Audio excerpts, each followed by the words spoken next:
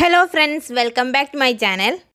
ഇന്നത്തെ നമ്മുടെ റെസിപ്പി ചോറൊക്കെ വീട്ടിൽ ബാക്കി വന്നിട്ടുണ്ടെങ്കിൽ പെട്ടെന്ന് ചെയ്തെടുക്കാൻ പറ്റുന്ന ബ്രേക്ക്ഫാസ്റ്റിന്റെ റെസിപ്പിയാണ് ട്ടോ. അപ്പോൾ ചോറൊക്കെ ബാക്കി വന്നാൽ ഇനി ഒട്ടും ടെൻഷൻ വേണ്ട. ഇതുപോലെയൊക്കെ ചെയ്തെടുക്കുകയാണെങ്കിൽ എല്ലാവർക്കും ഇഷ്ടാവും. അപ്പോൾ അതെങ്ങനെയാണെന്ന് പെട്ടെന്ന് വീഡിയോ കണ്ടു നോക്കാം. അപ്പം നമുക്ക് ഇതിനു വേണ്ടിയിട്ട് എടുക്കുന്നത് 1 കപ്പ് അളവിൽ ചോറാണ് ട്ടോ ഞാൻ എടുത്തിട്ടുള്ളത്. അപ്പോൾ നിങ്ങളെ അളവിനനുസരിച്ചിട്ട് എടുക്കാം. നല്ല വേവിച്ചിട്ടുള്ള ഏത് അരിന്റെ ചോറും പറ്റും ട്ടോ. ഇതിലേക്ക് നമുക്ക് അതേ കപ്പ് അളവ് തന്നെ ഗോതമ്പ് പൊടിയും കൂടി ചേർത്ത് കൊടുക്കണം. അതിനുശേഷം ഞാൻ ഇതിലേക്ക് 1/4 കപ്പ് അളവിൽ റവ കൂടി ചേർത്ത് കൊടുക്കുകയാണ് കേട്ടോ. നല്ലൊരു ക്രിസ്പിനെസ് ഒക്കെ കിട്ടാൻ വേണ്ടിയിട്ടാണ്. പിന്നെ നമുക്ക് ആവശ്യത്തിനുള്ള ഉപ്പും കൂടി ചേർത്ത് കൊടുത്തിട്ട് ഇത് നല്ലപോലെ ഒന്ന് മിക്സ് ചെയ്തെടുക്കാം. സ്പൂണോ കയ്യോ വെച്ചിട്ട് നമ്മളെ പുട്ടുപൊടിയൊക്കെ കുഴച്ചെടുക്കുന്ന ആ ഒരു രീതിക്ക് തന്നെ ഒന്ന് നല്ലപോലെ മിക്സ് ചെയ്തെടുത്തിട്ടുണ്ട്.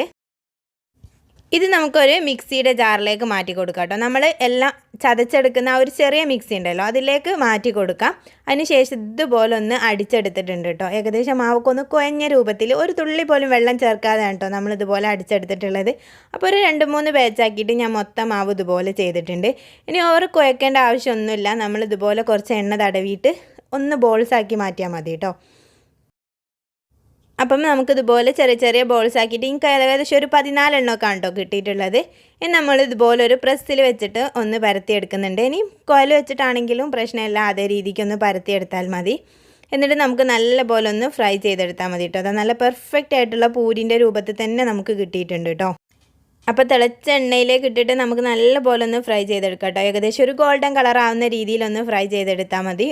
ഒട്ടും എണ്ണ ഒന്നും കുടിക്കാത്ത രീതിയിൽ തന്നെ നമുക്ക് കിട്ടിയിട്ടുണ്ട്.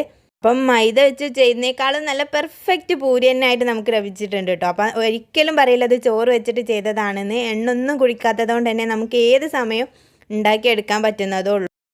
അപ്പോൾ എപ്പോഴും ചോറൊക്കെ നമ്മളെ വീട്ടിൽ ബാക്കി ഉണ്ടാവില്ല. അപ്പോൾ ഒരു തവണയെങ്കിലും ഇതുപോലെ ട്രൈ ചെയ്ത് നോക്കട്ടോ. അതിന് ശേഷം നിങ്ങൾ റിവ്യൂ അറിയിക്കാൻ മറക്കല്ലേ.